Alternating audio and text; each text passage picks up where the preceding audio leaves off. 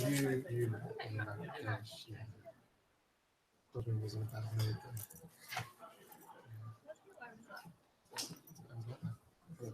I hide this web testing Chrome window. Right. Please, during the session, please don't close. Sure.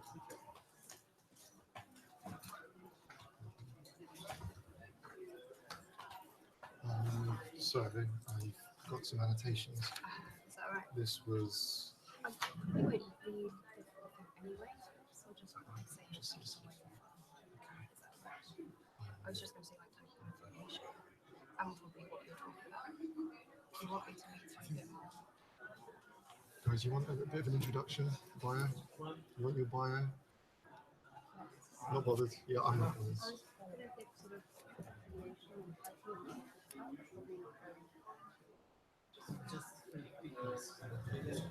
Oh yeah, you may as well. We're not very many, I suppose.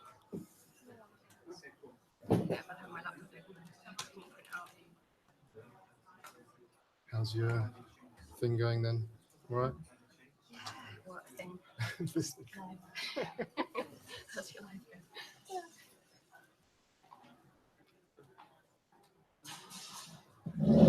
Suzanne, are you going to want to swap when you speak? Or... I guess. Yeah. What's the speaking order? Is it the same as on the leaflet? Yeah, me, Suzanne, as well.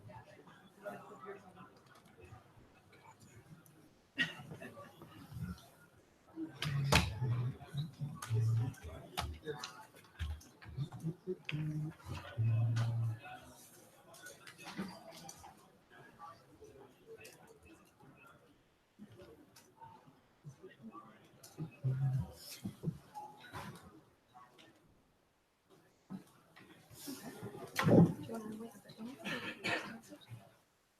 We're about ready, aren't we?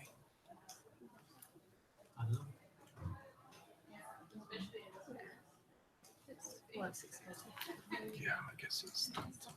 It's a bit difficult to get full house. Give it a couple of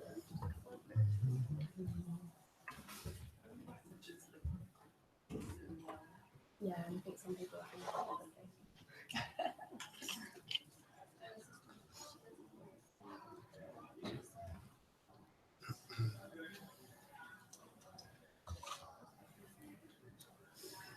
So it's possible there might be some questions from Twitter. So I think you'll just be. How will we monitor those? Well, David will report if there are any. Some information. You've got this, you know, please. Yeah, so it was earlier.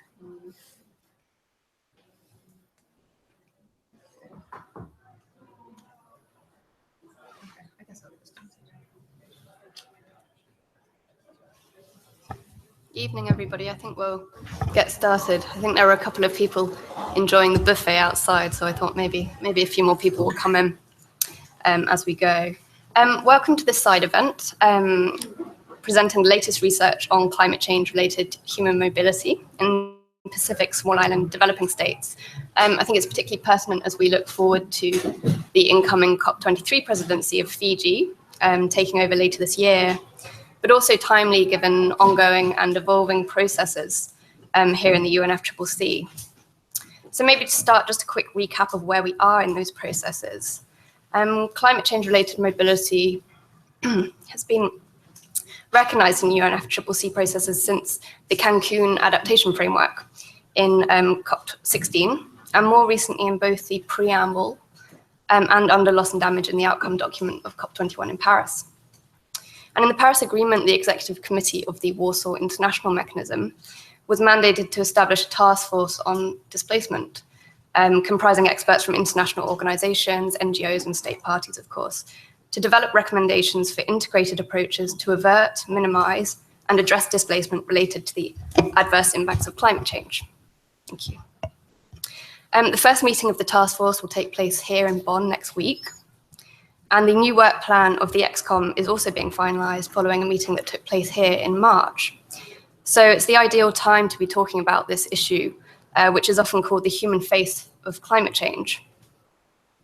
Now, Pacific and other small island developing states are often presented as suffering from a perfect storm of climate change impacts, low-lying, geographically isolated, and often in the path of hazards such as cyclones, flooding, and changes in rainfall patterns. And all of these impacts are becoming more frequent and more intense. And they have long and proud histories of human mobility, but climate change is obviously increasing to growing numbers of people being on the move.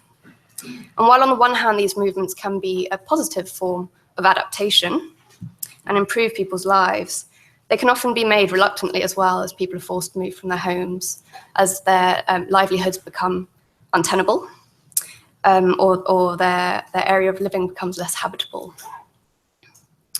And they also face challenges in their new host communities. So I think there's very clearly that line, that blurry line between voluntary migration and forced migration and displacement. And that's actually an issue that's very close to my heart as UNICEF. We've recently released a report on child rights and climate-related displacement and migration, looking at how child rights are particularly impacted in that context. And that report, called No Place to Call Home, sort of abusing my position as chair just by really encouraging people to read that report, about how child rights are impacted, but how children are often overlooked in this discourse, and particularly in the processes here in the UNFCCC, despite being such a vulnerable group. And one of the key recommendations from that report is the vital need to collect more data and research in this area. And in Casablanca last year, in July, the ExCom held a technical meeting on Action Area 6 of the first 2-year work plan. And one of the outcomes of the meeting was the need to produce more regionally focused data on human mobility. So I'm excited to hear more about this this evening, which will present cutting-edge research on human mobility from the region and how this can facilitate evidence-based policy at local, national, regional, and global levels. So with that, I'll pass over to Rob Oakes from the UN University Institute for Environment and Human Security, who's going to talk about mobility and population concentration in SIDS. I'm just going to read quickly from Rob's bio. So Rob is a senior researcher in the Environmental Migration, Social Vulnerability and Adaptation section at UNU, Institute for Environment and Human Security in Bonn. He investigates population movements related to environmental risk, climate change and disasters. He takes a multidisciplinary approach as his doctorate is in geography, but his research includes theories and methods from economics, complexity, psychology, sociology, and anthropology. He has a particular interest in how social, cultural, and cognitive factors can influence migration decisions and outcomes. And he's also interested in the impact of social networks and how these can translate into community-level movements. And he was also a co-author of our UNICEF report, so is an advocate for child rights as well, which is obviously very pleasing from my perspective. Over to you, Rob. Okay, thank you very much, Joni, and thank you for agreeing to moderate today's session. Okay, so yeah, as Joni has said, I'm going to talk a little bit about mobility and population concentration in Pacific small island states. So I'll be presenting some of the research, just a small part really of the findings from a project which we concluded at the end of the year, the Pacific Climate Change Migration Project. So this ran from late 2014 up until the end of 2016. And it's a project which we were asked to contribute to UNSCAP's idea to kind of create this new knowledge. As Joni mentioned, there's this kind of need to create new knowledge about different vulnerable groups, but also at a regional level. So this was SCAP's attempt to get some more knowledge about what's happening with climate change and migration, and UNU-EHS were there to provide this kind of in-depth research. So it was the first representative study in the 3 countries of Kiribati, Tuvalu, and Nauru. So I'll present some of those findings now. Okay, so as I mentioned, it's the 3 countries, Tuvalu, Kiribati, and Nauru. We actually surveyed 3 islands in Tuvalu, 5 in Kiribati, and Nauru is just 1 island, so there's only 1 island to survey. And we used a combination of research methods. We try and innovate with what we're doing. So we want to get some quantitative data, so we used household surveys. But to supplement those, we were actually using some in-depth qualitative methods as well, such as focus groups and some innovative methodologies to really try and get a deeper idea of what's going on, particularly with decision-making about migration, why people want to move, okay? And we also try to get really detailed information about the last decade of each household's experience with migration. So where had they moved, for what reason, for what length, etc., to try and really understand links between their movements and their desires and their socioeconomic conditions, which comes from the survey. In addition to these methods, we also built some models to project future movements, future mobility. So looking at what we know now about people's behavior, their conditions in their households, and also combining that with what we probably know about what's going to happen with the climate to see how people's mobility in these three countries would change over time. Okay, so I'll be presenting a little bit about that towards the end. So specifically just in this little talk, I'll be talking about what we learned about observed mobility. So this came from the migration history, so how people have been moving, their reasons for going and where they actually went to, and then also about projected mobility from the model. So thinking about what's happening now, comparing it with what their desires are for the future, what we think is going to happen for the future. And we can kind of make a comparison between what's happening now, what may happen in the future. Okay, so we know already that environmental hazards are impacting small island states generally.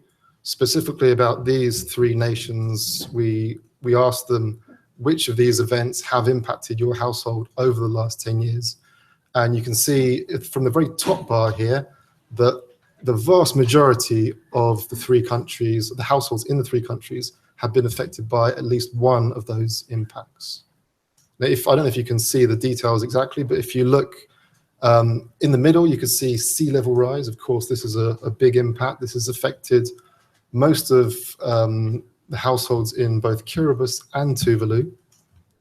And the bottom bar, which is drought and irregular rain. So Joni mentioned briefly that these areas are prone to various environmental impacts. Of course, it's rather difficult to say that they're definitely caused by climate change. What we know is that these events are likely to be driven by climate change. And we know that that is happening now. We know that in the future, it's likely that these events will become more intense and more frequent. Okay, so the story we got here was most people, most households have been impacted by these events, okay? Now, when we're looking at the actual migration histories, we could see that there are various reasons why people move. Now, this is something that people who study mobility, migration, not just environmental migration, know that there's a combination of factors which cause people to actually take the decision to move. And these are interrelated social factors, environmental factors, economic factors, all these things combine.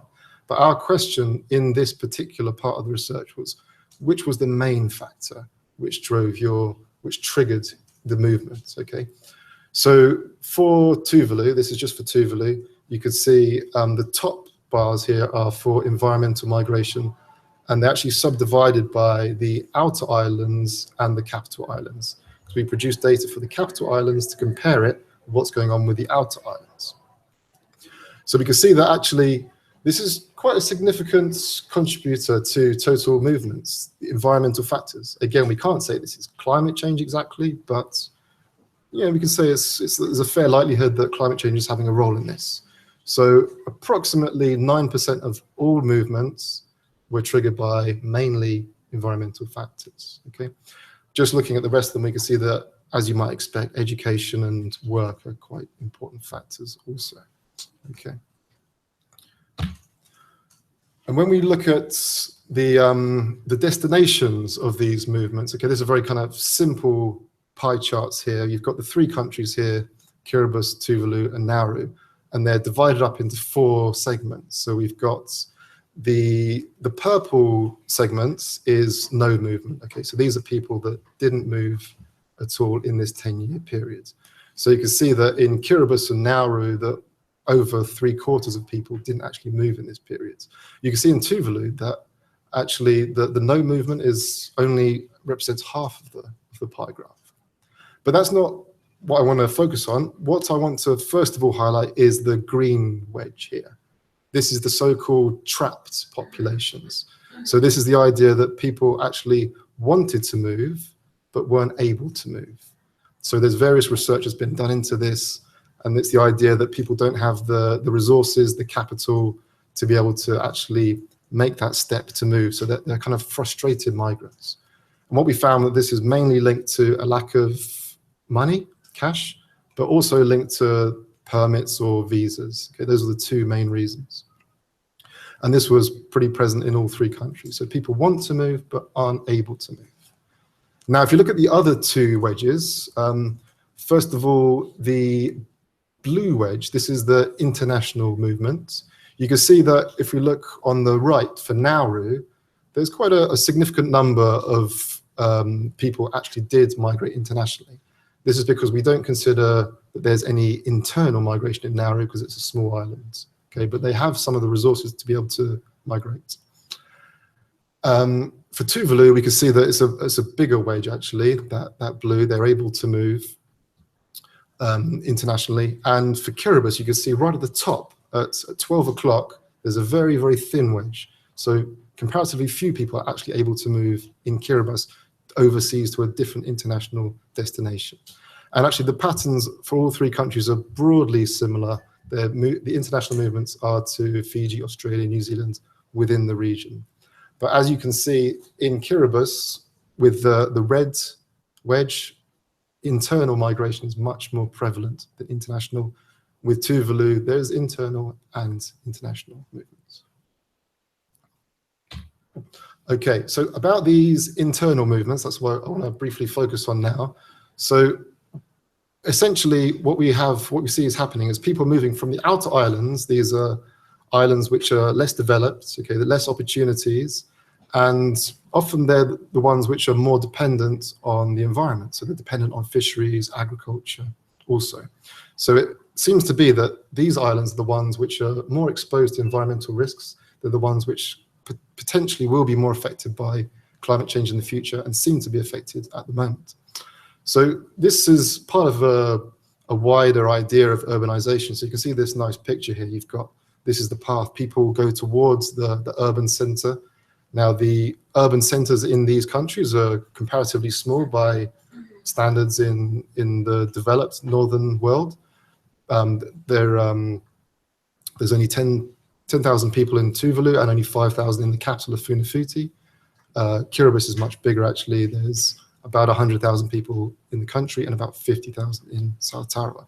But anyway, the capital represents opportunities, jobs, services, education, healthcare. But apart from that, we've got these environmental drivers. So these are combining and people are being pushed and pulled towards these urban centers.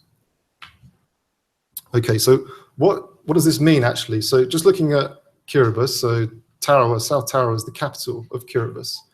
And what we know about this place is it's already rather densely populated. Okay, so as I mentioned, there's 50,000 people here, and it's quite a small space.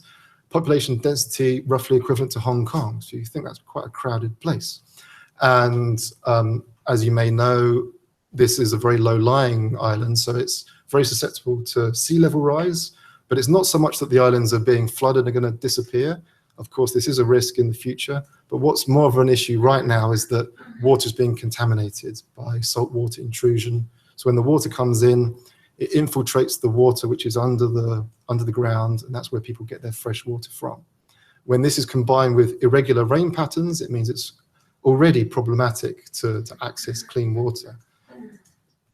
And at the same time, we've got this problems with contamination. So you've got this urbanization, you've got more and more people moving into the city, and we've got agriculture, we've got people keeping pigs. The sanitation conditions aren't at all good, and these are kind of at risk of worsening, really. So I won't talk about this graph because it's a little bit technical, but essentially we built a model to try and project how people's existing movements may well get changed in the future due to climate change.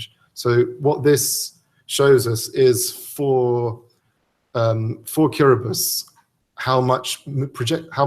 how many movements there will be relative to observed movements. And what our model shows us, of course, there are some assumptions in this model, but essentially shows us that there's going to be a lot more internal movements in the future. Yes, there will also be some international movements, but because we expect that traditional patterns and destinations continue, but the population's growing and the environments could well be worsening, we're expecting that internal movements within the country are going to increase. And as I mentioned, those movements are mainly to the capital cities. So one result of this is that we're projecting the population for the capital cities to increase quite quickly. So if you look on the left-hand side, this is Tuvalu, this is the 10,000 figure I mentioned. The population as a whole for the country is going to increase by 22%, I think it is, up to 13,000. But more worryingly, perhaps, the population of Funafuti is going to increase by even more. So it's going to go from 6,000 to almost 8,000. And for Kiribati, the rate of increase is even greater, actually. So the last census had the population at just over 100,000. We're projecting, due to birth rates, death rates, migration rates, that this could be 175,000 by the middle of the century. And in particular for South Tara, again, the rate of increase is a bit faster for the capital. So we can see that a place which is already crowded with 50,000 is going to potentially have 86,000 people.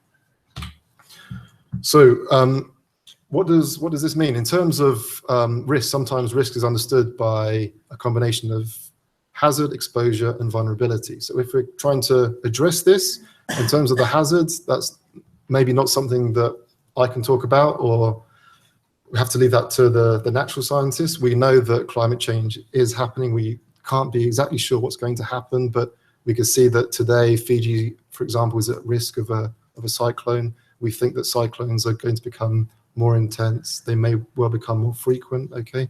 So climate change mitigation is obviously important, but it's not going to be enough. Vulnerability, there are various ways we can tackle vulnerability and invert it and change it to resilience.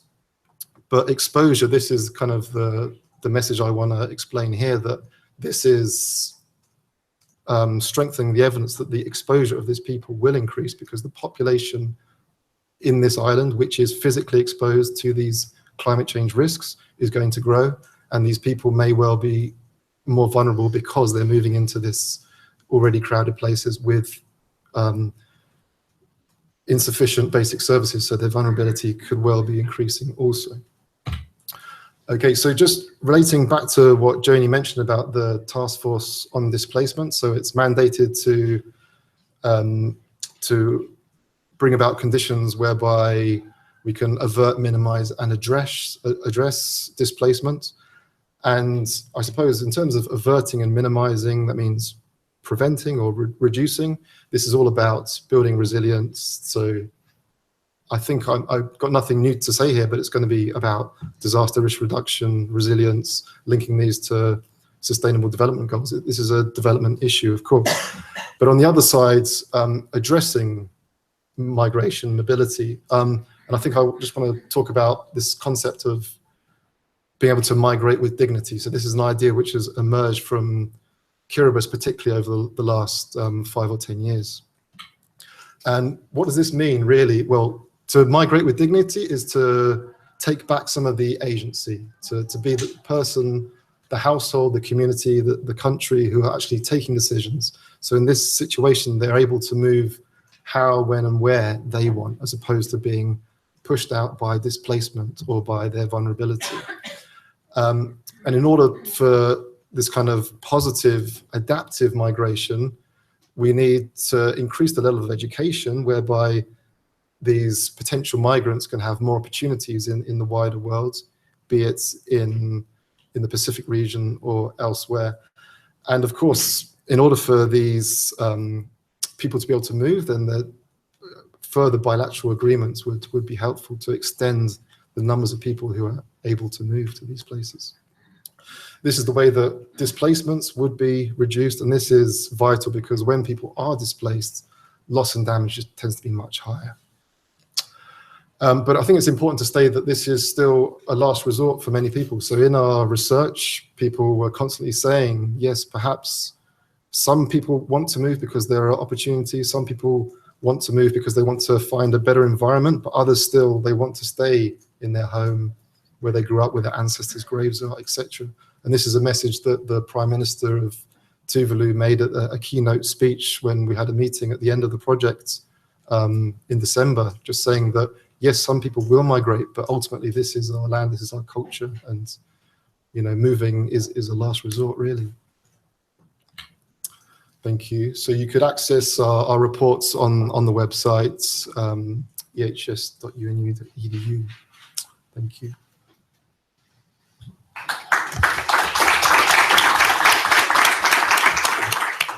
Thanks, Rob. I was particularly interested in the findings on the trapped populations and the sort of questions that this raises, given how pressing the challenges are going to be.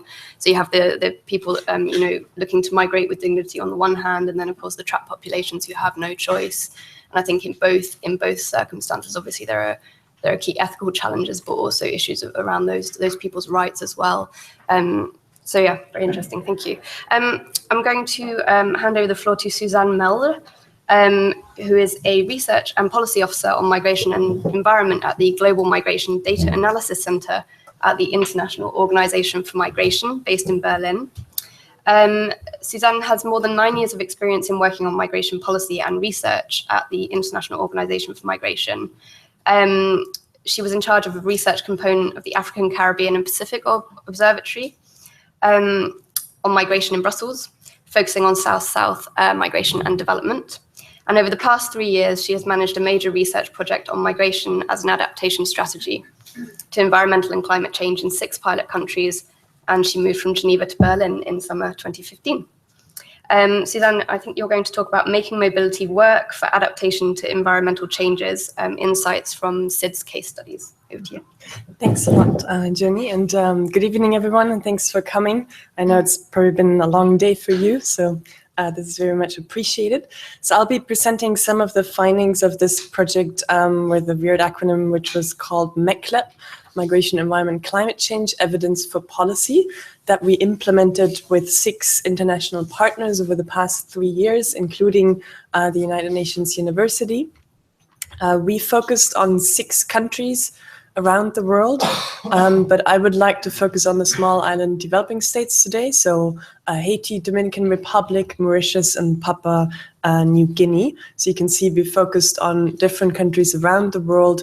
They were all facing different migration scenarios. So you have, for instance, Papua New Guinea, who has hardly any internal or international migration because their land tenure system makes it very difficult to move elsewhere and to acquire land because it's usually passed on through the kind of inheriting it. And you have countries like Mauritius, Dominican Republic, and Haiti, who have very high levels of emigration, but also immigrants. And what we looked at was the link between different forms of mobility and adaptation. So we used the migration, displacement, and planned relocation as a basis from the Cancun adaptation framework, and look at what is the impact on adaptation. Can it be positive or negative? And in that regard, we didn't look at how the environment or climate change can be drivers of migration. Rob already alluded to the fact that there's a lot of studies also that have looked at that. It's pretty well established. What we wanted to look at is, people migrate anyways. It's not a new phenomenon. People have always adapted to a changing environment. But what does that mean for adaptation? And is it really as negative as most countries assume it to be? Because most countries who have integrated any form of mobility in their climate change adaptation framework, it's mostly in a negative way, so trying to avoid that people have to migrate. And so we conducted surveys in 5 of the 6 pilot countries. It was not possible in Papua New Guinea for different reasons, and we complemented those with qualitative research. So what are some of the key findings? And since this panel is supposed to focus a bit more on the Pacific, I will start with the example of Papua New Guinea, where we looked at a planned relocation case. So relocation means an entire community is being moved because where they are based, they can't stay much longer. It should be a last resort option. So on this picture, you see the volcano Manam, which is Manam Island, which is just off the it's off north of the main island of Papua New Guinea. And that volcano erupted several times again at the end of 2004. And so about 9,000 people were evacuated to the nearby mainland, which you see in the foreground, to so-called care centers. And then since then, they've been waiting to be relocated to a more long-term place. And there were several issues, for instance, that the money or the funds that were made available kind of disappeared. So nothing has happened since, but now the government is engaging in a lot of assessments for a new location, which is further inland. And so when we look at this relocation and look at, what does that mean for adaptation? Of course, people were moved out of harm's way because now they're not at risk anymore to be affected by the volcano eruption and possibly get killed by it. We've also seen in the qualitative interviews that they have better access to local markets because now they're based on the mainland and that's closer to the provincial capital, Madang, and also to other social networks. But there were also a number of challenges that they faced. Healthcare is a huge issue, although they have healthcare centers in these internally displaced persons camps. The overall situation is quite alarming. There's a lot of demographic growth. There are a lot of children there. It's actually mostly young people. Together with the impact of El Nino since 2015, that has contributed to food insecurity. And then there are new hazards that these islanders weren't really used to because on the volcano island, the conditions were different. For instance, there was no malaria there because they didn't have any mosquitoes.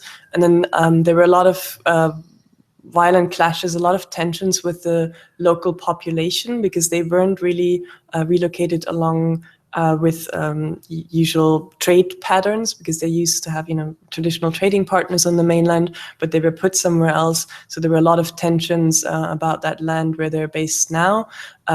What's interesting is that they're based on former plantations, which weren't in use for about 150 years. But now that these populations were put on there, the owners and these surrounding populations were saying, but we need this land. So there are also some issues related to that. And the new place where they're supposed to be relocated is further inland. So there are questions about, how sustainable are their income-generating activities going to be? These are mostly fishermen, and they're living of subsistence agriculture. And in this new place, they're supposed to live of cocoa plantations, but they don't really know how to do that. So there are a lot of questions around that. And now, looking at the surveys we did in the several countries, we asked people about preparedness for future disasters. So these are households, both with migrants and without migrants, that were affected by disasters. And we asked them, did you take any measures to prepare for the future?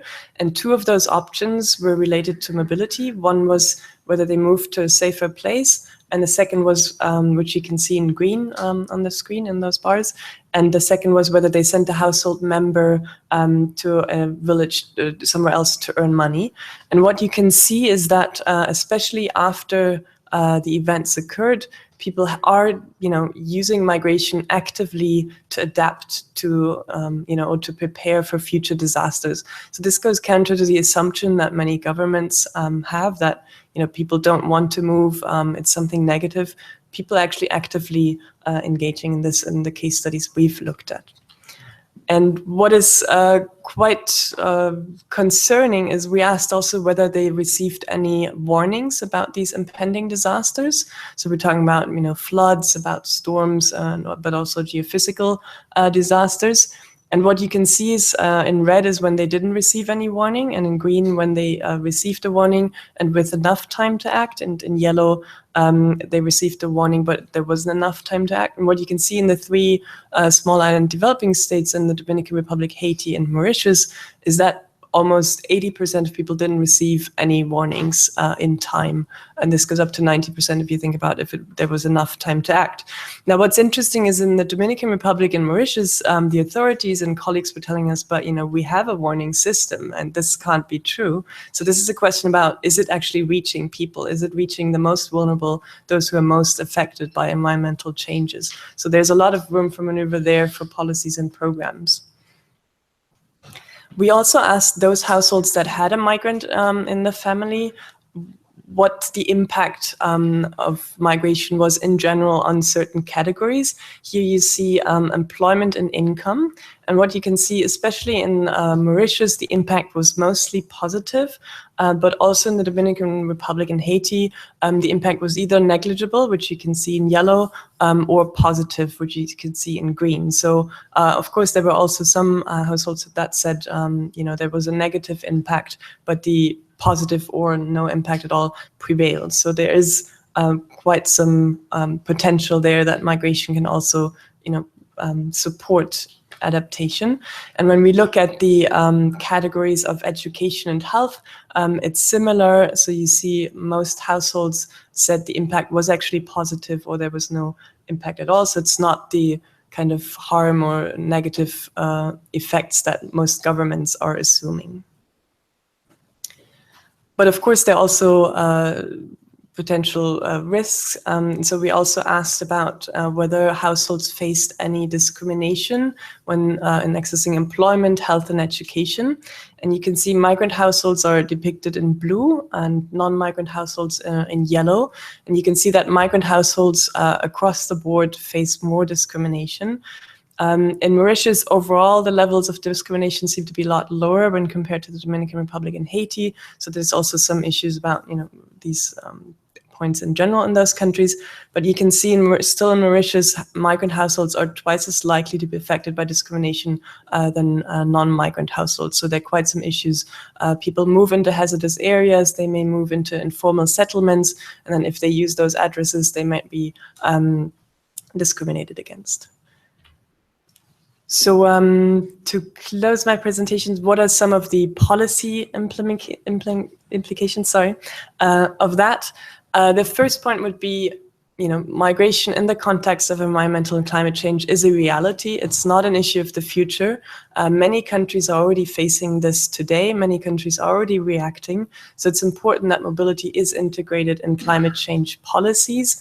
But it can also be done the other way around. There's, for instance, the good practice example of Haiti. They have a draft migration policy where they actually refer to environmental effects. They refer to, for instance, remittances that can be used to increase resilience, etc. A very important point, the second point, is about policy coherence. What we did in the 6 pilot countries is what we call assessments. So they're literature reviews, what is the information, what is the data, what are the studies that are available on the links between migration, environment, and climate change in the countries. Because although it's becoming more important as a topic itself, the existing research tends to focus on certain countries and regions more than others. And often those countries that are most affected and most vulnerable to climate change, there are no researchers there that are specialized in that topic. And you may have migration researchers and climate change researchers, but they don't, make any links. So it's important to know what are the issues in the countries. Is it more, slow onset events like sea level rise, or is it more issues like floods? And there's also a point about collecting data on internal migration, because most of these movements take place within countries, but often the data on internal migration is even less available, or even worse in quality than when we talk about international migration. So for instance, in Mauritius, the authorities are very interested to use more of their census data also to see where people move within the country, because when they come to urban areas, authorities have no idea how many people are coming in every year, so they don't know how to build the infrastructure adequately and to avoid that people move into hazardous areas. A third important policy takeaway point is to prioritize vulnerable groups. Rob already alluded to the point about increasing disaster risk reduction. Just to give you a figure, the Overseas Development Institute was estimating that only 0.4% of official development assistance is going into disaster risk reduction. Now, if you think about that there are more than 25 million people internally displaced every year within their own countries, you can see, there's a lot of potential that loss and damage there can be avoided. I mentioned the point about the early warning systems. They may exist in some countries, but it's an issue of, how do they reach certain countries? What we found interesting was in Kenya, they had a very high rate of people that were actually warned of disasters. So maybe they're using cell phones a lot more. There's some very sophisticated systems. So maybe that could be a good practice that could be used elsewhere as well. The issue of trapped populations also came out of our research, similarly, that there are people who may want to move, but they're not able to. They may not have the resources or the social connections, the social networks. And I mentioned the point about urban planning, that actually people move also into hazardous areas. And because they're internal migrants or international migrants, they may not know that it's dangerous. So for instance, in the Dominican Republic, there were many people who moved into a dry dry riverbed, and the locals knew, every couple of years there's a flash flood, but the newcomers didn't. And so, more than 1,000 people died when a flash flood came overnight. So these are issues that can be incorporated. Thanks a lot.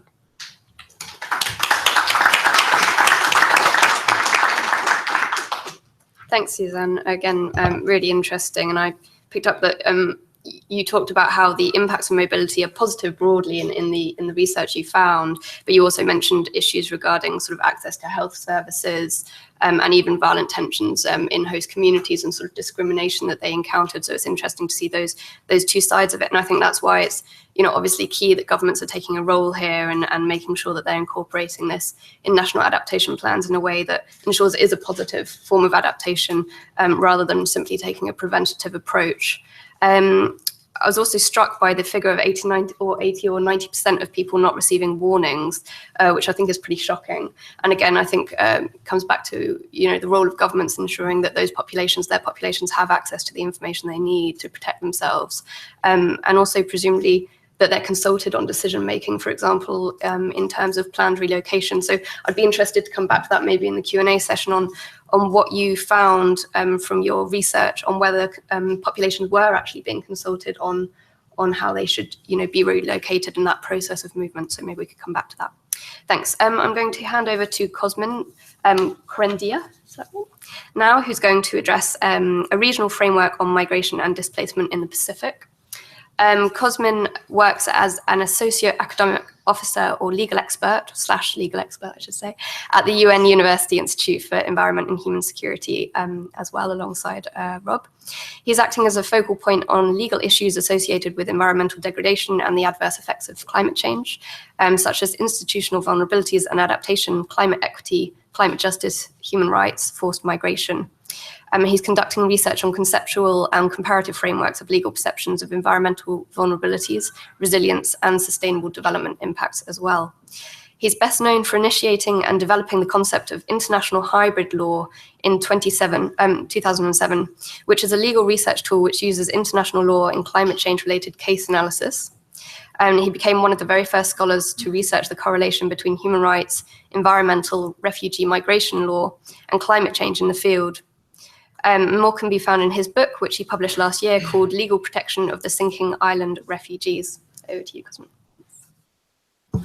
Thank you very much, Jenny, and thank you all for still being here with us tonight. I know it's very late, so I won't take more of the time. I will talk to you tonight about the project we recently launched in the Pacific, again in the Pacific. We had several projects there, but this is the latest, which started in April 2016.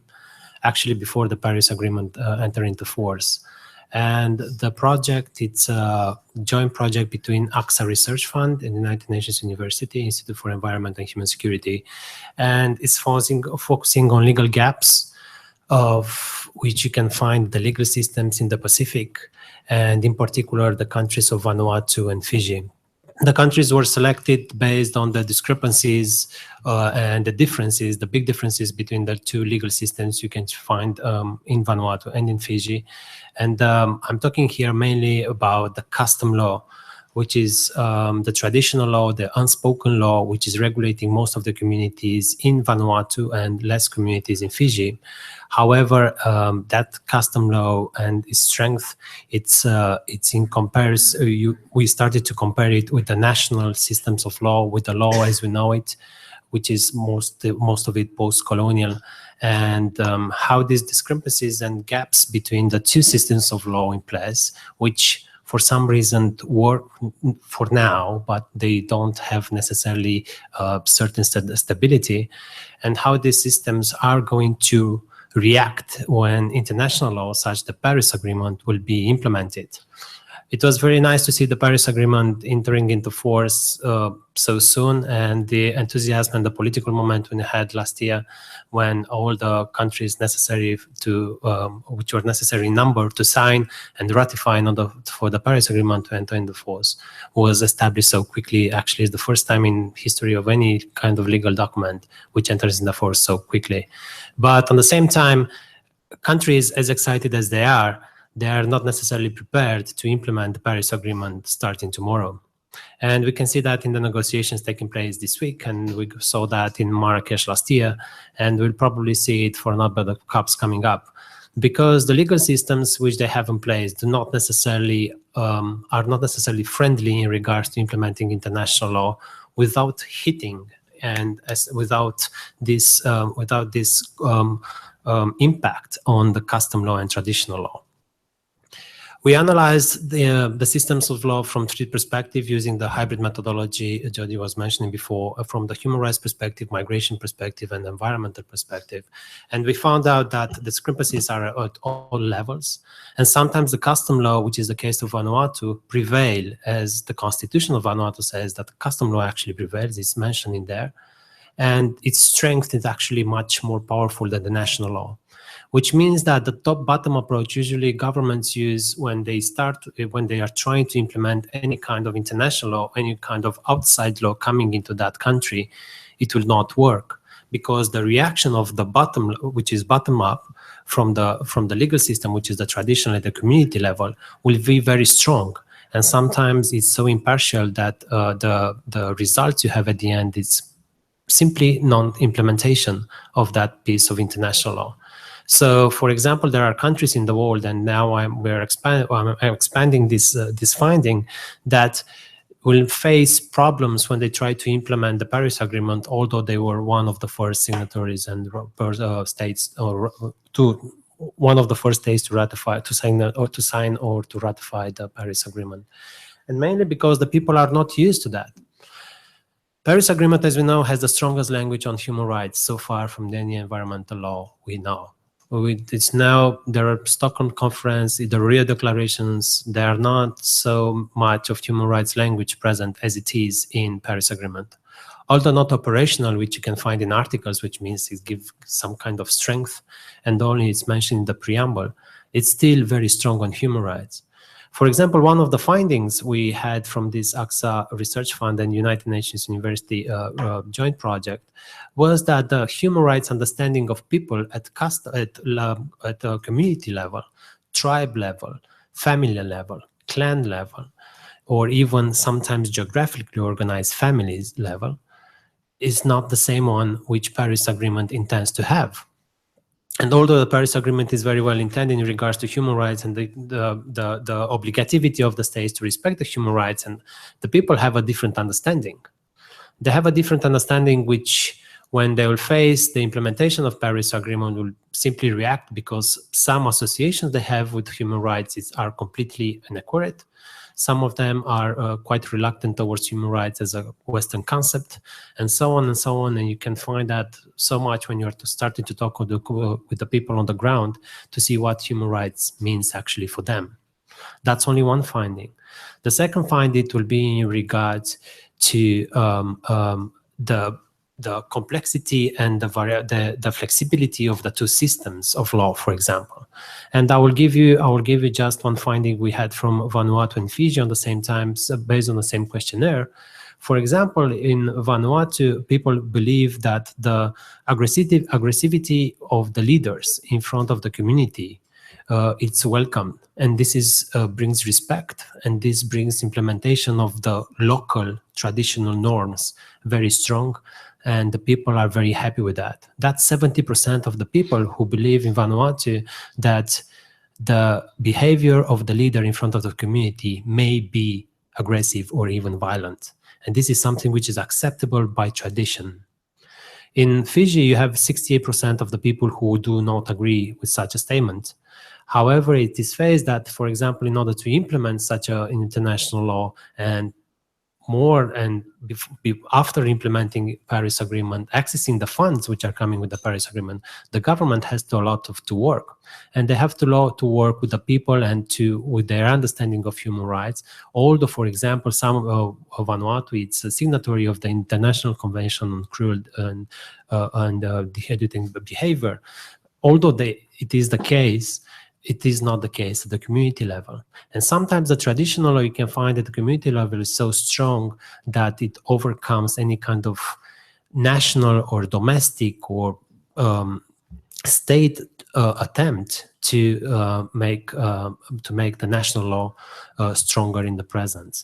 They had some attempts in Fiji, with example, with using police, and not police in a violent way, but using police to start explaining to the people what actually these norms, which are brought by international law, actually mean for the population, and that it's in their benefit, that it brings eventually a lot of solutions to their problems. However, people seem still to be reluctant when it comes in particular to notions which they don't understand, although the country, as I said before, are very anxious to implement. Another finding we had in regards to migration is that the migration is not at the community level, at the custom level, and the law of the community is not perceived as something permanent. It's perceived as something temporary, and is perceived also as something which they don't want to discuss about. Most of the people, as my colleagues here, the former speakers said here, is just they don't want to leave. And some of them do not accept migration. To the leaders and to the community actions, they do not accept migration as a topic of discussion sometimes. And they implement rules in regards to that, for example, they have different local laws which forbid people to migrate because they want to keep the density, they want to keep the community together. In these regards, when you want to migrate, and here we talked about protracted migrants who are willing to migrate, but they can't do that because of lack of financial funds. Here, there are probably persons who are willing to do that, but because of the system of the traditional law at the community level, they are not allowed to. Or not that they're not allowed to do it, but they don't even perceive migration as an option for the livelihood because this is not actually accepted in that respective community. And another finding we had, there were around seven main findings, but I will just focus on more two. One of them is the civil society participation and the community's leaders' participation in states' decision in regards to implementing international law. Sometimes they are acknowledged and sometimes the leaders do make a presence. However, they limit capacity of understanding because of the lack of trainings, lack of education sometimes, or even just because of lack of interest if it's not associated with their immediate interests, which are access to water, for example, access to food, better infrastructure, and so on. Sometimes this presence of the leaders is not necessarily constructive, and sometimes they coming with the traditional legal knowledge they do own, they just stop implementing any kind of international norms. And the civil participation is very strong here because it's not regulated. In the Pacific, the NGOs do not have, for example, there is not a law which is present for the NGOs to function. So you have different donors or different actors coming in the region and doing whatever they think it's good, but not necessarily most of the time serving the goods and the needs of the people. And the last finding we had is that because of this limit capacity of the state to implement sometimes migration policies by themselves because they lack financial resources or they lack human resources. And because this international attempt to have an international agreement on displaced people, on climate-induced or climate-related persons, migrants, is not functioning as we are supposed to have. For example, we had a meeting in Geneva last week on global compact on migration, and climate change was not even an issue or a topic of discussion, which puts the question mark of how long it will take for the international arena to come up with a solution for displaced migrants, for migrants, climate migrants due to displacement. But the finding we had in the project reflected on the regional approach as probably being the best solution. So that's why now in December we had already some meetings with 10 governments from the Pacific, and in spring we had another meeting with another governments from the Pacific, trying to come up with a solution and in regards to starting, initiating, and eventually developing and implementing a regional framework on migration. The regional framework on migration, it's serving both internal and external migration. And here I'm talking about migration, displacement, and relocation. But on the same time, it's serving the interests of the Pacific people, not waiting necessarily for the international actors to act, and not waiting for the states to have an initiative, because as I said before, some of them do not own that capacity. So these five findings I talked to you about tonight, we're gonna be found in a policy brief we're gonna publish probably before COP in Bonn in November. And if you have any questions, we are here to answer them. Thank you so much, Fred.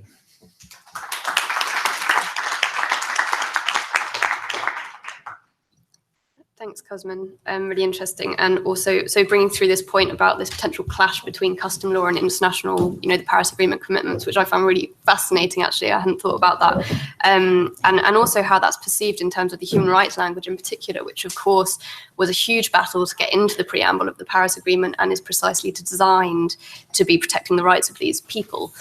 So interesting that they don't necessarily perceive it in that way. And it would be interesting to explore what can be done to perhaps raise understanding or awareness of how those norms can further their sort of position, rather than being seen as not fitting with how they view their situation, and in terms of ensuring that they do have the right to participate in these decisions and to use that to their advantage rather than seeing it as something suspicious. I thought it was interesting also you talked about the local leaders and this kind of quality of aggressivity, which I found interesting. And that's very acceptable by tradition. And again, when talking about the human rights language, I think it's interesting. And actually, I was in Geneva for a panel discussion at the Human Rights Council in March, and the ambassador of Fiji was on the panel, who's the incoming chief negotiator. She is the chief negotiator for the incoming COP23 presidency. And she talked about this as well. And in the context of Fiji, what was interesting for them was, for example, children are to be seen but not heard. And how this was, this discussion we were having around child rights and climate change was something that was going to have to turn that on its head and to go against those very strong kind of customary beliefs and traditions, but how you go about that to ensure that the rights of all are promoted. So anyway, those are a couple of thoughts. I'm going to hand over now for questions from the audience. So if you have any, I will attempt to throw this box without hurting anyone. It's quite soft. Yeah. Hi, I'm Julianne Richards from Climate Justice Program, but if there's someone in the Pacific in the room who wants to intervene first, I'm happy to wait for them to go first. Okay. That was very interesting. Thank you very much for those presentations. They were great. Maybe I had kind of two interlinked thoughts. One was to get your thoughts on how we deal with this overall migration discourse and how our policy recommendations can fit within Europe and the US. There's a very negative discourse around migration, but the same can be said when we think about Australia. You were talking about a regional solution in the Pacific, and New Zealand and Australia have a big role to play in that. New Zealand allows from, I think, Kiribati and Tuvalu, a number of people to migrate I think permanently each year. I mean, New Zealand has a long relationship with the Polynesian and Melanesian communities in the region. Australia has a system of visas that allows Pacific Islanders to work in Australia on a temporary basis, but that system of visas, because of this negative discourse around migration, is at risk in Australia right now. And I guess whether you have any thoughts about how we address that. I think, for instance, from an Australian point of view, I think most Australians would be more open to the idea of the temporary visas if they understood that it was aimed at Pacific people in relation to climate impacts they were feeling, rather than the discourse in Australia and the risk that is being placed that is around Chinese and Indian people using those visas. So there's I guess a lack of understanding. Do we try and address that? How do we try and address that? Is that part of the regional solution? Thank you. Thanks, Julianne. Maybe take one or two more questions, and then we'll go back to the panel. Thanks. Good afternoon. My name is Marmoura I'm a master's student at the UNU-EHS. And I have one question to Suzanne Melde. It's very interesting how this comprehensive research about migration and all the surveys you did and complementing qualitative and quantitative data. However, at least from the graphics you show us, you're more or less equating adaptation or successful adaptation to the perception of income and jobs in one of the graphs you showed us. And we know that adaptive capacity has much more to do, it's much more comprehensive than that. And especially when you have to relocate because of hazards or because of being at risk, then there's a part of knowledge, human capital, and also social capital that is lost because of traditional knowledge is very context specific. And you mentioned it a little bit when you said that the people who had to migrate inland had to be working in coconut production, where they didn't have a clue how to do that because for generations they had done something else. And also about the trap people who can live. I want to understand what's your understanding, what's your definition of adaptation, because strictest senses, adaptation is either changing habits or anything else to climatic stimuli, co-evolving with climatic changes, or changing the environment in order to adapt to other climate stimulus. So the people who leave actually are not adapting. The people who stay have to adapt. So those are my two questions.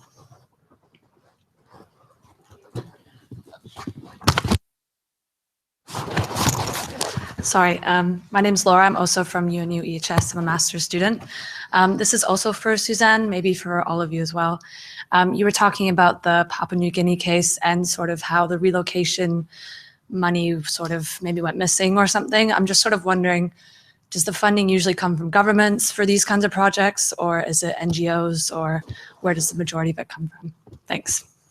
Okay, thanks. Maybe we'll go back to the panel and then another round of questions. Okay, so I think I'll hand over to Cosmin first.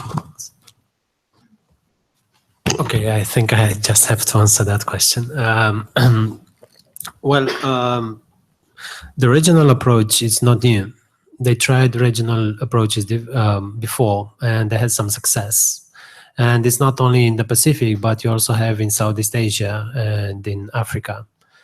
Apparently, the regionalism expressed better and expressed probably the most the needs of the people, and compared with the international agreements, which are just coming from up there, whatever that up there it is. In regards to the role of the Australia and New Zealand, you are very correct. There are a lot of labor schemes which are working now you refer to the Pacific Access category, which is 75 to Valuans, but they're not allowed to come permanently. They actually are required to go back. And the day you had the nurse program in Australia, which was closed because apparently it wasn't considered to be a success. So I think there, in regards to Australia in New Zealand, besides the traditional ties they have to different Pacific islands and the interest, and I'm referring, for example, New Zealand and Cook Island. The Cook Islanders are able to go and come and go whenever they want. It makes sense, and it's raising sometimes the question of the interest of those two major countries in the region. For example, I heard in a discussion last year we had with the governmental representative that in a country with more or less actually than 100,000 people, investing in adaptation maybe takes more, and it actually costs more than allowing that amount of people actually to migrate or to immigrate permanently to our land. So it's a standby kind of problem, which it's not necessarily facing any solution or an immediate solution. And I believe that the role should be active in regards to the regional framework on migration, mainly because they are a target country. Simple like that. People protracted or not protracted, they just want some time at some point to reach Australia or New Zealand, mainly because of the family ties, better medical service, better education, economic opportunities, and so on. But at the same time, for example, if you look at the PCCM findings, and here I'm praising a little bit about that, you're gonna see the directions and the arrows looking at the countries, where do they go? And most of them are going to Australia and New Zealand. And some of them are using Fiji as a stop, but not necessarily as a permanent destination, final destination. So I believe that the role is based on political will and political interests. It was upside down like a roller coaster in the last years in regards to migration in Australia and New Zealand, with all the government's positions and so on. Yeah, I'm looking forward for their active implication in the regional framework, and I'm actually very curious to see their reaction. Thanks, Cosmin. Suzanne, I think there were a couple of questions for you on how you defined adaptation and how you were looking at the positive impacts of that, and also on the money in the Papua New Guinea case. Yeah, thanks a lot for your question. I brought a couple of copies. I think there are also some outside. So we use the IPCC definition of adaptation. So, looking at actual or expected climate and its effects, and which seeks to moderate harm or exploit beneficial opportunities. And what we looked at was to see migration as a form of adaptation. So, by moving out of an area that is affected by environmental hazards or into an affected area, people are adapting, and we wanted to see, is that, impact positive or negative? I just showed a couple of findings. I mean, there's a lot more in the report. So income employment was one dimension. We looked at education and health, a lot of different areas. Of course, things like traditional knowledge is difficult to capture in a survey, so that was more done in the more qualitative research. So the report, the case study on Papua New Guinea is more, based on qualitative research. And so also the definition of trapped populations was more linked to, when people don't have enough resources. Although we did have a bit of a discussion, or I started that a bit within the consortium, because the assumption is usually people can't move because of money, but we've seen in some countries, I think it's Vietnam and Kenya, it was actually the poorest who migrated, which is against kind of this assumption that the poorest can't move. So there are other issues that seem to be at play, which can keep people in a place. Rob mentioned some, some social issues of social pressure. We saw in Vietnam as well, people, when they have a house or property, they're less likely to move. There may also be social obligations. We know people, when they have to take care of family members, they're less likely to move. But we didn't capture all of that in the surveys. they were, yeah, one of the first kind of its kind, and they were also used in the research that Rob mentioned. So while analyzing the service, we realized that there's still some room for improvement there. On the PNG relocation case, the funding in that case was going to come from the central government, which I personally found very interesting in a society which is very much defined by local customs, by little tribes. How much they, in this case, in the relocation case, they're really saying the central government, the national government has to be with this. So they made these funds available. There's a new law that was passed just last year, a new bill. So there will be funding made available. From the other cases of planned relocation that I've looked at around the world, I think it's mostly governments. I think it's when we started this research, we knew there were a lot of cases of migration. We know there's a lot of displacement, and planned relocation was kind of a topic that hadn't gotten much attention yet, we felt. But then when we looked into it, there's a lot of research that has been done in the recent years, and we saw many governments around the world already have engaged in planned relocation. So if you look at Vietnam, they have relocated tens of thousands of people from coastal erosion, salinization, etc. So it's a very common phenomena, but there's not much money that has been going into it. It's very costly. There's a lot of research from other areas that you can look at. So development-induced displacement. So for instance, when dams or other infrastructure projects are built, there's a lot of lessons there that can be applied, which, the same mistakes are made again and again. We know from evacuations what, one has to take into consideration. Maybe also coming back to your point, Joni, about consultation. That's also very much established in the literature that obviously the local population should be consulted widely. And in the case we've looked at in Papua New Guinea, in Manam Island, the village elders say they were consulted, the local authorities say they consulted the population, but the population at large said they've never been consulted. So it's also an issue of, maybe if you talk to 3 or 4 village elders, is that enough consultation? And it seems in this case it wasn't. And so they may have consulted experts, but not maybe enough with the local population. But we've seen across case studies across the world that the issue of income generating activities usually doesn't get much attention, but that's really what makes or breaks it, really. And, it's one of the factors, because if people don't have an income, they won't stay. So if you take the example of a village we visited in Vietnam, they were living off fishing, and so they were relocated further inland, and so the amount of money they would get from fishing they had to spend on transport to get to their boats, so that obviously wasn't sustainable. So maybe they were moved out of harm's way, but they didn't have any income sources. So so these are points that need to be taken into consideration. And I think there's a huge role for existing evidence, for existing research that needs to be brought together and communicated, but also obviously very widely consulting the local population. They know best, what they need.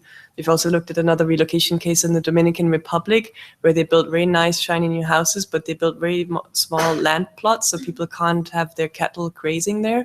So the cattle is still grazing in the old plot, whereas, they live in the new houses, and that's something that probably could have been taken into consideration. But it also depends on the time frame, how much time you have, and most of these movements were very short notice. They had to be done within a short time frame, and then there's maybe not enough time to look into these issues. Thanks, Suzanne. Yeah, clear examples there of sort of adaptation without consultation leading to a form of maladaptation, actually. So clearly important to be taken into account. Rob, do you have anything to add on some of the questions? Thank you. Yeah, I'll briefly comment on the first couple. So yeah, the discourse thing is complicated, isn't it? And it seems that many areas, Europe, USA, perhaps Australia, have been moving towards an attitude, a global shared attitude within that country, which isn't receptive to migration. And what can we working and studying in this field do about it? Yes, we can provide more knowledge, more data. Will that filter through and will it change people's minds? Yes, it will, but slowly. So yeah, this is why states have to do it, I suppose. So I'm not sure it's particularly good news on that front. I'm not really saying anything new there.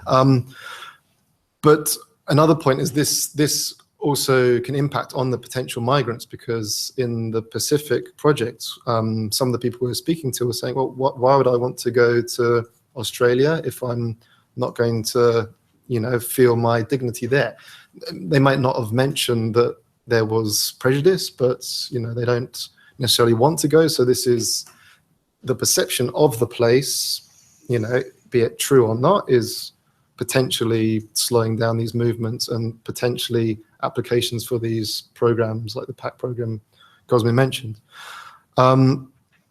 Adaptation, yeah, is leaving really adaptation?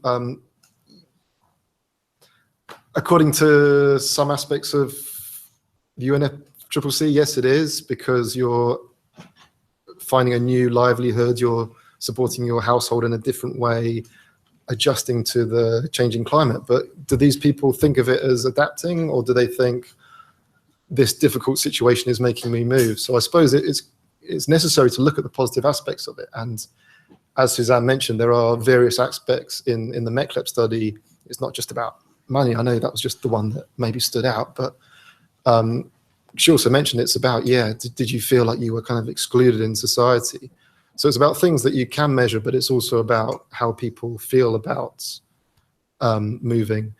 And yeah, for some people, moving is just surviving. It's not for them. They might not consider it as adaptation, but some people do, and that needs to be encouraged, and we need to kind of make the most of that. And yeah, another question is we need to think about adaptation for whom. So it's for the migrant, it's for the household that's sending out the migrant, it's for the community which is sending out the migrant, and it's for the community, the host community, which are receiving the migrant. So it's lots of things. So I think it's definitely possible to say that it is a form of adaptation, but it's not the form of adaptation. Okay, it's multi-layered and complex. Thanks, Rob. Are there further questions then, Katerina? Thank you. My name is Katerina. I am a researcher with Human Rights Watch.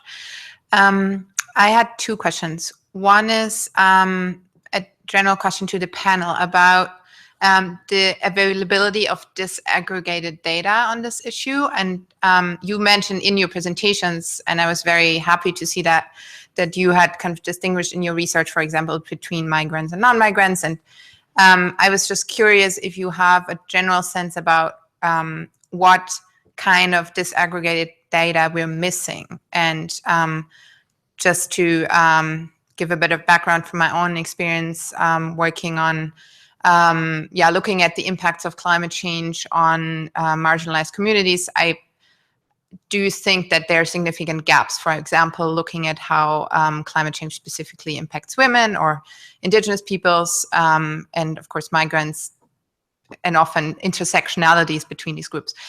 So I was just curious what your sense is, what's missing and what could be done also to to kind of fill that gap. The other question is specifically for Cosmin about what you told us about your research and how some of the communities you interviewed, how they reacted to the concept of human rights, and that you felt there was kind of the sense that's a Western concept, and that's, I don't want to go into this, it's a very long discussion, but I was curious if you could tell us a little bit about your methodology, what kind of questions you would ask them, or what brings you to the conclusion that people don't believe in human rights, or why do they think it's not relevant, which is again kind of just curiosity based on my own research, because I think often it's also a question of translating the term or how people define human dignity. It doesn't always mean that they need to use the word human rights per se, but I'm just curious, how did you assess this? Thank you. Thanks, Katerina. Further questions? Yeah. Person over here. Thanks. Okay. Hi, I'm Hannes. I'm a Swedish student, an observer here at COP, the Bonn sessions. My question also is directed more to Robert and Susanne, perhaps, and is perhaps somewhat naive, but as I understood it, there has been a discussion within the field whether we actually should talk about climate change related caused migration or not. And perhaps we move beyond that point now. We can agree that climate change is an exacerbating factor of migration patterns. But you mentioned, Robert, that this issue is very complex on why people migrate and how we see how we can actually talk about causality between climate change and that people are deciding to move away. So my question is, how do we deal with this dilemma? Should we just accept that it is like that, or should we try to find better models for actually finding causality between climate change and migration? Or do you believe that this is perhaps an issue that is already resolved? Yeah. Thank you. Thank you. So, any further questions? We could take one more and then come back to the panel if there are any. Yeah. Briefly, on the issue of whether migration is adaptation or loss and damage, I think taking the IPCC definition of adaptation is a bit challenging. And we're in a space where things are moving very quickly in this area. And the IPCC actually doesn't recognize loss and damage. So they just had a meeting recently and they decided not to do a chapter on loss and damage. So I would describe that as politically cowardly. But that's where they went. So CARE last year, CARE Denmark did a report on climate change and displacement last year, where they kind of, I guess, defined what they thought of as adaptation versus loss and damage. And it speaks to, Cosmin, your point about, well, maybe it would be cheaper for us to just ship everyone from Tuvalu and Kiribati to Australia than try and adapt those islands. And clearly, that's going to lead to loss of culture, language, sense of place with home, as well as, not to mention, sovereignty. So there's all sorts of, even if on an individual level you have a positive migration experience, and perhaps you can count that as adaptation, if you're at a point where the whole community has to leave, you face dramatic loss and damage of some really important, valuable, perhaps not monetarily valuable, some of them will be monetarily valuable things. So the CARE report, which we quote in a report that I'll be releasing tomorrow at a side event in this room at the same time as this one, where we say basically the vast majority of migration is loss and damage, not adaptation. Thanks, Julianne. Okay, so we'll come back to the panel. I just wanted to comment quickly to respond, and I'm sure the others will as well, but on Katarina's question around the availability of disaggregated data on this issue. Certainly in the report that I mentioned earlier on child rights and migration and displacement related to climate change, we found a complete dearth in terms of how children are affected. I mean, this is not unique to climate change or migration. I mean, on most issues, actually, children are often overlooked, but certainly in this area, it was very hard. And part of that comes down to, it comes down to also questions of methodology around research. So whether you're approaching the head of household to get, their perception on the problem, or whether you're actually going to those individual children and youth in the households, who are often the ones that have to migrate actually to make up for lost sources of income. So that was one sort of interesting thought I had in response to that, but I'm sure others will complement. So maybe I'll hand over to Cosmin first and we'll work our way up the panel. Thank you. Just for the sake, if this is recorded, I never said that. So it was in a discussion with actually some politicians coming from Australia. So it wasn't my words there, just to be on the safe side. I mean, this actually shows the mentality which some people and some donors and some people who are trying to invest in adaptation or development in the Pacific have an understanding of how to serve people's needs in the end. And this is, again, a difference between preemptive measurements, which this regional framework will actually do, act preemptively before that flux of migration was actually happen, if it will ever happen, and the humanitarian crisis, which apparently a lot of politicians love because of the exposure they do have. Just that. In regards to the human rights issue, for example, well, as much as we want, as countries are struggling to implement human rights notions, the cultural reality on the ground is completely different. We like it or not, and as a human rights lawyer, I would say that I was indignated by the responses I received. 80% of the people of community level in Vanuatu accepted torture as one of the methods of the leader of the community. 16 only in Fiji, 80 in Vanuatu. This shows not necessarily the bad side of the cultural reality on the ground, but it shows, although, as I said, and I have to repeat that, in spite of the efforts of the country to make familiar human rights norms to community leaders, in particular as being people who are disseminating the information further, people do not understand what a human right is. They don't have individual rights as a mentality, but a collective good and the collective rights. In these regards, the methodology was used was basically in the questionnaires which we gave to the households in that community, those communities, both similar in Fiji and Vanuatu. We used the same questionnaire for both, as respecting the realities, and only when it came to government, it was completely a little bit different in regards to human rights, because some Vanuatu, it's signatory of ICCPR. Now the Fiji became torture signatory after they wanted to seek a place in the Human Rights Council, and so on and so on. So it's a little different over there in regards to politics, to policy. But when it comes to the ground, people do not understand what it means. And we had direct questions. You used very direct questions by what do you understand by these words and how do you think it will serve you? And then we called also on the indirect questions. And in the indirect questions were everything else leading us to the conclusion that, for example, 80% of the people accept the torture of the leader as being a sign of respect. And that shows, as I said again, not necessarily the bad side of it, but it also shows the strength of the tradition. Yeah. And this is very hard to implement immediately, as some countries want to.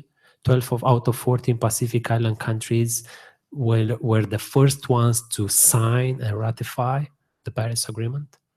But it shows that it will be not so easy. Because if you want to implement the norms of the Paris Agreement, implicitly the Article 8 in regards to migrants' rights and loss and damage, that will be very hard to do it on community which do not have the training, education, or the knowledge, simple knowledge of what those terminology, of what this means for them. How is it that serving them? For them, human rights is scary.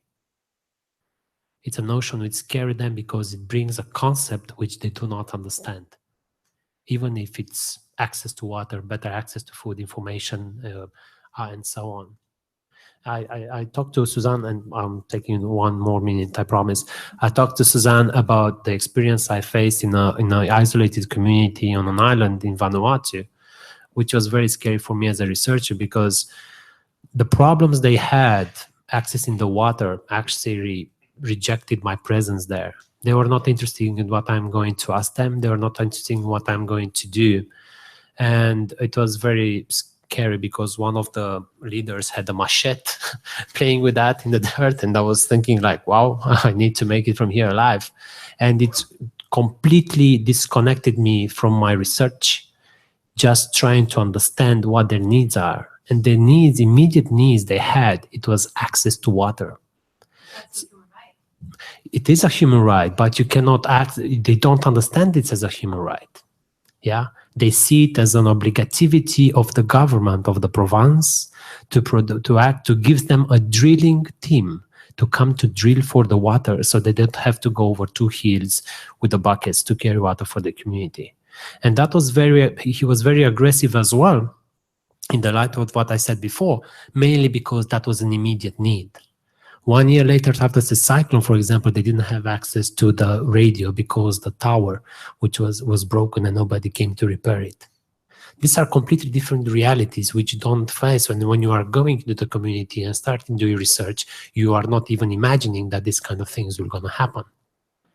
Yeah, and when you are facing them, especially in isolated communities who do not have access to information or to water, any kind of human rights understanding, it's becoming secondary. Any kinds of understanding of climate change or migration becomes secondary, because for them it's a matter of life or death. So yeah, it is a human right, but they don't see it that way. They see that I don't have water, this is gonna happen to me. And because of that, I don't like you here. And I was like, okay, now we have to find a way. Yep, thank you. Thanks, Cosmin. So quickly, I'm conscious of time, but Suzanne, maybe if you could answer, there were a couple of questions, I'll list them for both you and Rob afterwards. So disaggregated data, whether you found availability and how we can fill that gap if not. There was a question around the complexity of why people migrate and causality and how we deal with that and whether we need better models or just deal with the fact that it's complex. And there was also the point from Julianne about adaptation, loss and damage in the context of displacement and how we define that. Thanks. Yeah. Thank you. Just a quick add-on from Cosmin's point. What we saw in Papua New Guinea was quite a lot of research fatigue, and we also got in quite a, well, it wasn't a dangerous situation, but it wasn't very pleasant. So I think since this panel was supposed to be also focusing on, like kind of the contribution of research, what I realized there is, these people have been sitting there for 10 years. In the beginning, they've been researched quite a lot. A lot of people came in, wrote their nice little papers, and these people never heard from them again.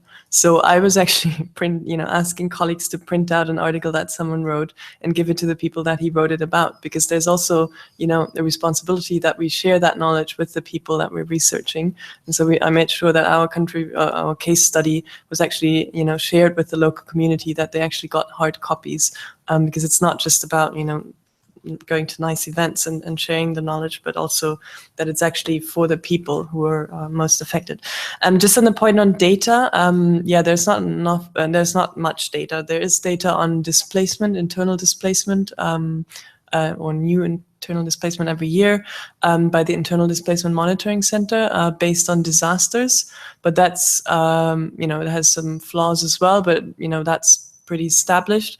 But there's not much data on slow onset events, for instance, droughts, because it's difficult to say when people move. And that leads me to this other point about causality, etc. Rob mentioned it. I mean, migration is very multi-causal, so you have many factors that come into play. And just to give you the example of Haiti, when you ask people why they move, they would never say the environment, although it's the most deforested country on earth.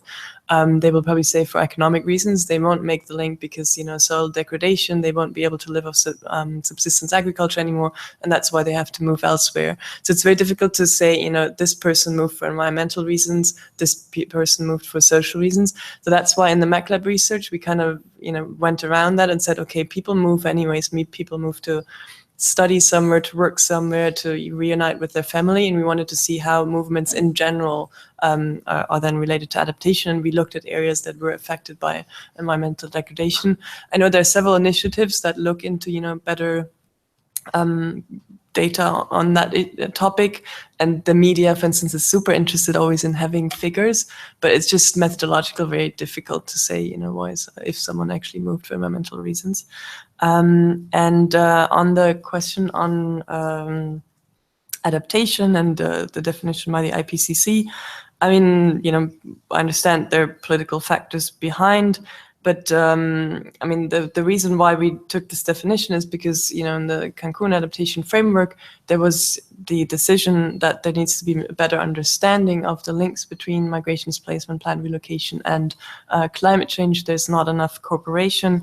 The IPCC has recognized migration as an adaptation strategy occurring around the world.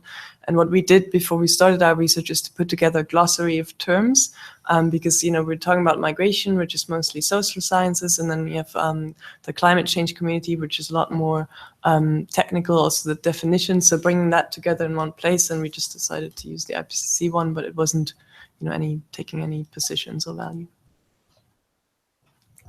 Thanks, Suzanne. Rob, any final comments? Thanks. Very quickly then.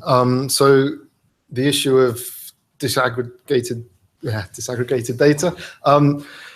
This is something that's come up in a couple of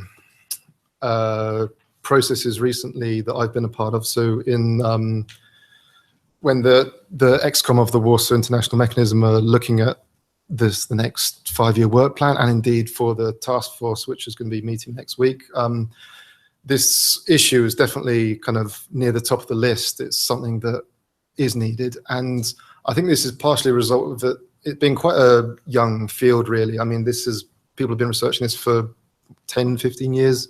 So a lot of the studies tend to be qualitative or quantitative, and therefore it's quite difficult to have a study that's focused, say, quantitatively on a particular group. So there are some studies which are gender specific. As Joni mentioned, there is almost nothing on children at the moment. Hopefully that will change. And I think that's pretty similar for, as you say, indigenous groups, disabled groups, people of varied legal status, for example. And it's definitely something which is needed. And as the field grows in research, anyway, this is going to be more popular because you have people who are taking courses, they're studying this, they're getting into it, and there's organizations who are particularly focused on one aspect. So this is going to an extent, it's going to happen naturally, but it needs leadership from the WIM, for example. Also, the Platform on Disaster Displacement is going to be pushing for this. So, but it's kind of a numbers question. You need enough people doing enough research on this, and research needs to be tailored to have an element of some of these aspects. But yeah, it's a challenge. There's a lot to look at, really.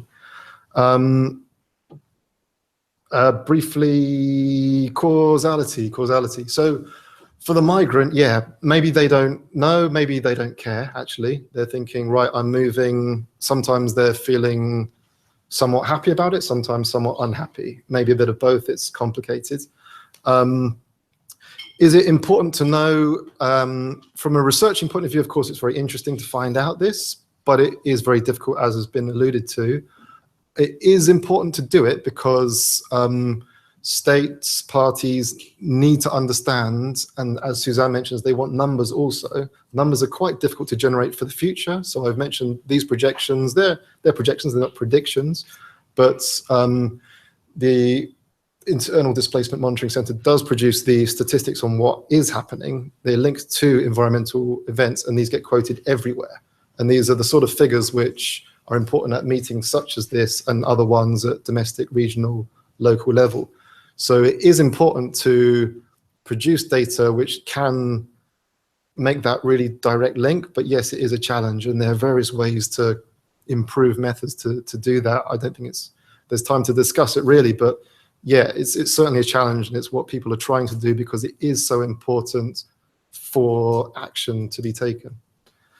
And then yet, just very briefly on loss and damage, this is definitely a finding of the Pacific study. So we use this methodology to try and get people's subjective understanding, not just numbers of migrants, but to really understand what they're feeling about moving, what they're feeling about climate change. And as you mentioned, these ideas of place identity, cultural loss, sovereignty, these are all really important.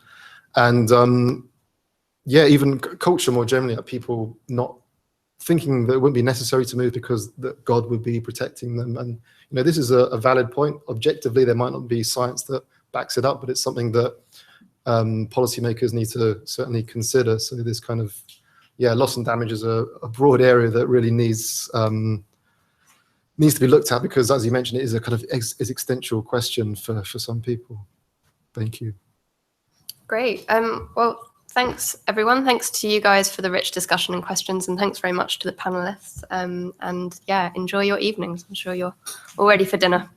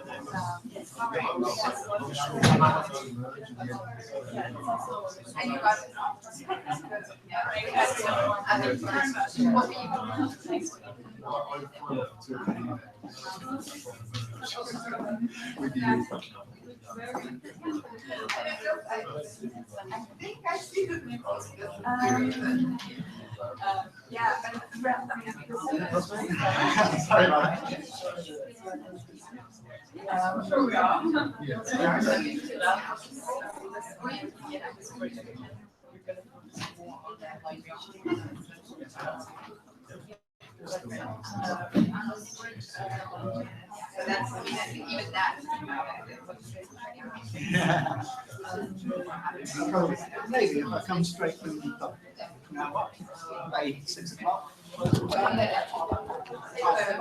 Anything. I mean, even if you work on a very traditional session, there is no. I mean, most of the time, no. If there's anything, and then the best case scenario, you have to say study looking at the government looking at one, but it's, I mean, an intersectional discrimination, for example, so it's impossible to. I mean, that's why it's such big school as well. Yeah.